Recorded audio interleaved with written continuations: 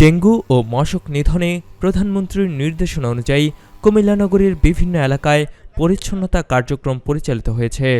২৮ March শনিবার সকালে নগরীর ঝাউতলা এলাকার তালপুকুর পাড়ে এই কার্যক্রমের উদ্বোধন করেন কুমিল্লা সিটি কর্পোরেশনের প্রশাসক ইউসুফ মোল্লা টিপু।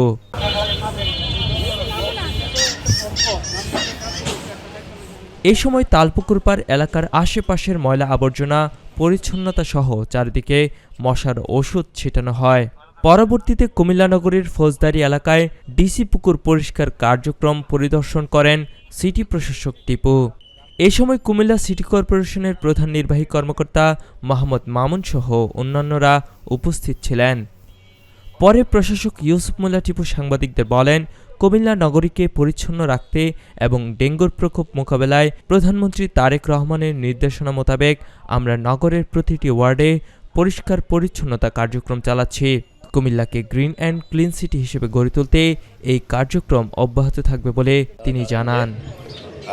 মাননীয় প্রধানমন্ত্রী ইতিমধ্যেই প্রতি শনিবার যেন পুরা দেশ জুড়ে একটি পরিষ্কার পরিচ্ছন্নতা অভিযান চলে তিনি ইতিমধ্যে ঘোষণা দিয়েছেন, বিশেষ করে ডেঙ্গু মুক্ত করার জন্য দেশকে, যেন ডেঙ্গু যে প্রভাব সেটি যেন কমিয়ে আনা যায়। তো তারই লক্ষ্যে আজকে আমাদের যে কর্মসূচি চলছে সেটি মাননীয় প্রধানমন্ত্রীর নির্দেশনাক্রমে যে আমাদের যে সরকারি যে নির্দেশনা সেই কার্যক্রমটি চলছে। আপনারা জানেন, যেদিন আমি সিটি কর্পোরেশনের দায়িত্ব গ্রহণ করেছি সেদিন থেকেই কিন্তু আমাদের এই শহর পরিষ্কার পরিচ্ছন্ন এবং মশক নিধনের পরদিন থেকেই আমরা কার্যক্রম শুরু করেছি।